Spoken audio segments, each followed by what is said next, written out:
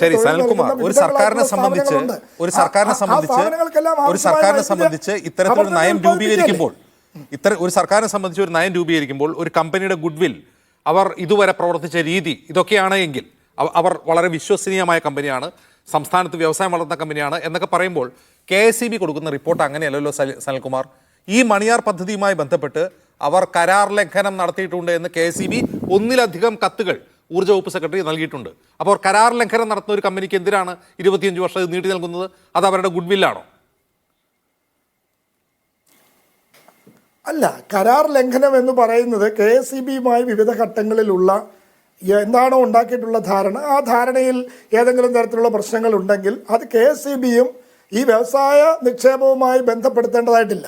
ഏത് കമ്പനിയാണെങ്കിലും ഇപ്പം തന്നെ ഗവൺമെൻറ് എന്താണ് പറഞ്ഞിട്ടുള്ളത്?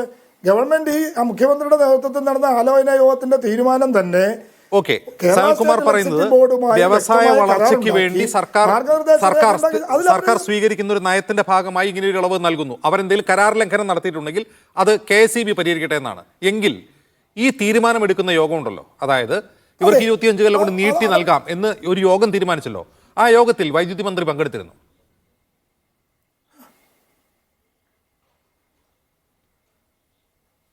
അല്ല, അതിന് വൈദ്യുതി മന്ത്രി പങ്കെടുക്കണമെന്നില്ലല്ലോ. വൈദ്യുതി സെക്രട്ടറിയും അതിൽ ബന്ധപ്പെട്ട ആളുകളും പങ്കെടുത്താലും മതിയല്ലോ. ഇതിന്റെ ഉത്തരവാദിത്തപ്പെട്ട ആളുകൾ, അതായത് നയപരമായ ഒരു തീരുമാനം, സംസ്ഥാനത്ത് നയപരമായ ഒരു തീരുമാനം എടുക്കുന്നത് സംസ്ഥാനത്ത് ഉദ്യോഗസ്ഥരാണോ സനൽകുമാർ, അതോ മന്ത്രിസഭയാണോ?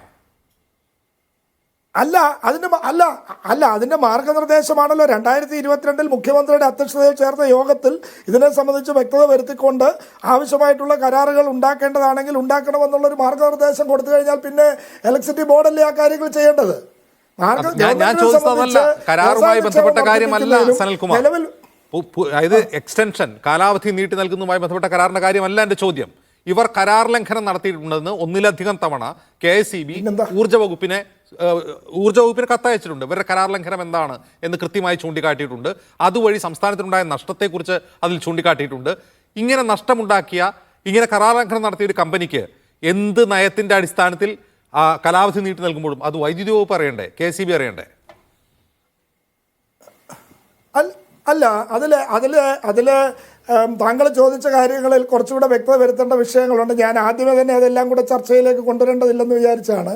ഇപ്പം കേരളത്തിലെ വൈദ്യുതി ഉൽപ്പാദനവുമായി ബന്ധപ്പെട്ട് കേരളത്തിലെ വൈദ്യുതി ഉൽപ്പാദനത്തിൻ്റെ ഈ കമ്പനിയുമായി ബന്ധപ്പെട്ട് തന്നെ നടക്കുന്ന ഒരു പ്രധാനപ്പെട്ട കാര്യമായി അങ്ങ് മനസ്സിലാക്കേണ്ടത്, ഈ കമ്പനിയുമായി വിവിധ കാര്യങ്ങളിൽ KSEB ഇടപെടുന്നതിൻ്റെ ഭാഗമായി KSEBക്ക് പ്രതിവർഷം ഉണ്ടാകുന്ന ചെലവുമായി പല കാര്യങ്ങളിലും ചേർത്ത് നോക്കുമ്പോൾ ഇത്തരമൊരു ചെറുകിട ജലസേചന പദ്ധതിയിൽ നിന്ന് പോലും ശരാശരി 5 കോടിയോളം രൂപ കേരള സ്റ്റേറ്റ് ഇലക്ട്രിസിറ്റി ബോർഡിന് ലഭിക്കുന്ന ഒരു നിക്ഷേപം കൂടിയാണിത്.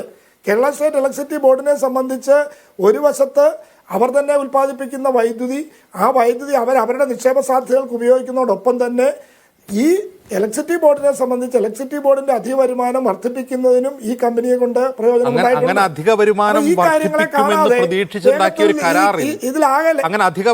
വർദ്ധിപ്പിക്കുമെന്ന് പ്രതീക്ഷ ഉണ്ടാക്കിയ കരാറിൽ അവർ ഓപ്പൺ പൂളിൽ നിന്ന് വൈദ്യുതി വാങ്ങി, വൈദ്യുതി വില കുറവുള്ളപ്പോൾ അങ്ങനെ KSEBക്ക് നഷ്ടമുണ്ടാക്കിയതാണ് KSEBയുടെ വാദം. ഇനി ഒറ്റ കാര്യം, ഇതൊക്കെ ഇരിക്കട്ടെ, ഇത് ഞാൻ മുമ്പ് ചോദിച്ചു അങ്ങോട്ട്, കാർബോറണ്ടത്തിന് മാത്രം ഒരു നിമിഷം കാർബോറണ്ടത്തിന് മാത്രമുള്ള ഒരു ഇളവാണെന്ന് ഞാൻ ചോദിച്ചു. ഇതേ KSEB വീണ്ടും പറയുന്നു, VR പവർ പ്രൈവറ്റ് ലിമിറ്റഡ് എന്ന് പറയുന്ന ഒരു കമ്പനി, അവർ 2004 ഒരു ചെറുകിട ജലവൈദ്യുത പദ്ധതി തുടങ്ങിയിട്ടുണ്ട് ഇരുട്ടുകാനത്ത്, ഇടുക്കി ജില്ലയിലാണത്, ഇരുട്ടുകാനത്ത്. അവരും സമാനമായി ഇങ്ങനെയൊരു പ്രപ്പോസൽ മുന്നോട്ട് വെച്ചിട്ടുണ്ട്. ഞങ്ങൾക്കും 2018 കുറച്ച് നഷ്ടമൊക്കെ ഉണ്ടായി, ഞങ്ങൾക്കും കാലാവധി നീട്ടിത്തരണമെന്ന്. നമ്മൾ ഈ കാർബോറാണ്ടത്തിന് കാലാവധി നീട്ടിക്കൊടുത്താൽ അത് അനീതികരമായിരിക്കും മറ്റ് പ്ലെയേഴ്സിന് ഇക്കാര്യത്തിൽ എന്നും KSEB ഇതിൽ പറയുന്നുണ്ട്. അതുകൊണ്ടാണ് ഞാൻ ചോദിച്ചത്, ഇത് കാർബോറാണ്ടത്തിന് മാത്രമുള്ള ഒരു നയമാണോ എന്ന്. അല്ല, അതിൽ മനസ്സിലാക്കേണ്ട ഒരു കാര്യം, ഈ ക്യാപ്റ്റീവ് പ്ലാന്റുകൾ കേരളത്തിൽ 2 മാത്രമേ ഉള്ളൂ. ക്യാപ്റ്റീവ് പ്ലാന്റുകൾ ഉൽപ്പാദിപ്പിക്കുന്ന കമ്പനികളെന്ന് പറയുമ്പോൾ കാർബോറാണ്ടവും ഇൻഡസലുമാണ്. ഇതിൽ ഇൻഡസലിനും കാലാവധി നീട്ടിക്കൊടുക്കാൻ കരാറിൽ വ്യവസ്ഥയുണ്ട്. ബാക്കിയുള്ള കമ്പനികളെല്ലാം തന്നെ ഉൽപ്പാദിപ്പിച്ചു വിൽക്കുന്ന ബൂട്ട് സംവിധാനത്തിലുള്ള കമ്പനികളാണ്. അപ്പോൾ ഈ ബൂട്ട് സംവിധാനത്തിലുള്ള കമ്പനികളെ സംബന്ധിച്ചിടത്തോളം രാജ്യത്തെല്ലാ സ്ഥലത്തും ക്യാപ്റ്റീവ് വൈദ്യുതി ഉപയോഗിക്കുന്നവർക്കുള്ള ഒരു പ്ലാന്റുകൾ ഉപയോഗിക്കുന്നവർക്ക് അതത് വ്യവസായം തുടരുന്നതുവരെ ഘട്ടം ഘട്ടമായി അനുമതി നൽകുന്ന രീതി ഇന്ത്യയിൽ എല്ലായിടത്തും സ്വീകരിച്ചിട്ടുള്ള ഒരു നയമാണ്. അത് കരാറിൽ ഇത് വേണ്ടേ? LDF സർക്കാരുകൾ മാത്രമല്ല, അത് കരാറിൽ ഇന്ത്യയിലെ എല്ലാ വേണ്ടേ സർക്കാരുകളും- സനൽകുമാർ? അത് കരാറിൽ വേണ്ടേ? കരാറിലുണ്ട്. അല്ല, അതാണ് ഞാൻ പറയുന്നത്. അതായത് അജിംസ ഞാൻ പറഞ്ഞ കാര്യം ഒന്ന് ശ്രദ്ധിച്ചേ. അജിംസ് എന്നോട് ചോദ്യങ്ങൾ ചോദിക്കുന്ന കൂട്ടത്തിൽ തന്നെ ഞാൻ വളരെ വ്യക്തമായി പറഞ്ഞല്ലോ, ക്യാപ്റ്റീവ് പ്ലാന്റുകൾ കേരളത്തിൽ 2 എണ്ണമേ ഉള്ളൂ. ആ ക്യാപ്റ്റീവ് പ്ലാന്റുകൾ 2 എണ്ണം ഉള്ളത് ഒന്ന് കാർബോറാണ്ടവും ഇൻഡസ്ട്രിയിലുമാണ്. ഈ കാർബോറാണ്ടത്തിനും ഇൻഡസ്ട്രിയലിൻ്റെയും കാര്യത്തിൽ വളരെ വ്യക്തമായിട്ട് തന്നെ നമ്മൾ ഈ കരാറുകൾ ഘട്ടം ഘട്ടമായി ആ പ്രോജക്റ്റിൻ്റെ പുരോഗതിക്കനുസരിച്ച് നീട്ടിക്കൊടുക്കുക എന്നുള്ളത് കേരള സർക്കാർ മാത്രം ചെയ്യുന്ന ഒരു കാര്യമല്ല, കേരളത്തിലെ വൈദ്യുതി ബോർഡ് മാത്രം ചെയ്യുന്ന ഒരു കാര്യമല്ല. ബാക്കിയുള്ള കമ്പനികൾ ഗുജറാത്തിന്റെയോ അല്ലെങ്കിൽ കേന്ദ്രത്തിന്റെയോ ഒന്നും നയം നോക്കണ്ട. ഗുജറാത്തും കേന്ദ്രവും ഒക്കെ അദാനിക്ക് തീരെഴുതി കൊടുത്തിരിക്കുകയാണ്.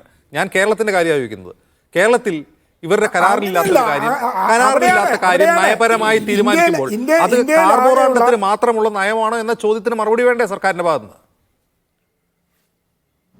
അല്ല, ഞാൻ വളരെ വ്യക്തമായി പറഞ്ഞല്ലോ, കാർബോറാണ്ടവും ഇൻഡസ്ട്രിയിലും മാത്രമാണ് കേരളത്തിൽ ക്യാപ്റ്റീവ് വൈദ്യുതി ഉപയോഗിക്കുന്ന 2 ഏജൻസികൾ. ഇവർക്ക് ഘട്ടം ഘട്ടമായി കരാർ പുതുക്കി കൊടുക്കാമെന്ന് വ്യവസ്ഥ നേരത്തെ തന്നെ ഉള്ളതാണ്. അത് കരാറിൽ വേണ്ടേ? ആ വ്യവസ്ഥ എവിടെയാണുള്ളത് സനൽകുമാർ? അവർ ഘട്ടം ഘട്ടമായി ഇത് ഈ BOOT സംവിധാനം അതിന്റെ കാലാവധി നീട്ടിക്കൊടുക്കാമെന്ന് കരാറിലുണ്ടോ? അങ്ങനെ ഒരു ധാരണയുണ്ടോ? അത് എവിടെ എഴുതി വെച്ചിട്ടുള്ളത്? അതാണ് ഞാൻ പറഞ്ഞത്. ഞാൻ പറഞ്ഞ കാര്യം അജിംസ് ശ്രദ്ധിക്കുന്നില്ല. അതായത് അജിംസ് കൊണ്ടുവരാൻ പോകുന്ന പോയിന്റ് ബൂട്ട് പദ്ധതികൾക്കെല്ലാം കരാർ നീട്ടിക്കൊടുക്കുന്ന വ്യവസ്ഥ ഉണ്ടോയെന്നാണ്. വൈദ്യുതി ഉൽപ്പാദിപ്പിച്ച് ബൂട്ട് വ്യവസ്ഥയിൽ വെക്കുന്ന എല്ലാ കമ്പനികൾക്കും ഈ വ്യവസ്ഥയില്ല. എന്നാൽ ക്യാപ്റ്റീവ് വൈദ്യുതി ഉൽപ്പാദിപ്പിക്കുന്ന ഇൻഡസ്ട്രിയലിനും ഈ കാർബോറേണ്ടത്തിനും ഈ കരാർ നീട്ടിക്കൊടുക്കാമെന്നുള്ള വ്യവസ്ഥ തുടക്കം മുതലേ ഉള്ളതാണ്. അടിസ്ഥാനത്തിലാണ് ക്യാപ്റ്റീവ് വൈദ്യുതി ഉപയോഗിച്ച് പ്രവർത്തിക്കുന്ന വ്യവസായ സ്ഥാപനങ്ങൾ, അവർ നിർമ്മിക്കുന്ന വൈദ്യുതി ഉപയോഗിക്കുന്നവർ, അവർക്ക് ഇത് നീട്ടിക്കൊടുക്കാമെന്ന വ്യവസ്ഥ എവിടെയാണ് ഉള്ളത്? അത് വ്യക്തമായിട്ടുള്ള വ്യവസ്ഥ ഇതിന്റെ അകത്ത് വ്യക്തമായി തന്നെ പറയുന്നുണ്ട്. അനുമതി നൽകുന്ന രീതിയാണ് സനൽകുമാർ. രേഖപ്പെടുത്തപ്പെടണ്ടേ? ഒരു കരാറിൽ ഉണ്ടാവണ്ടേ? അല്ലെങ്കിൽ സർക്കാരിന്റെ നയം ഉണ്ടാവണ്ടേ? സർക്കാർ നയമെങ്കിലും ഉണ്ടാവണ്ടേ? അല്ല, അത്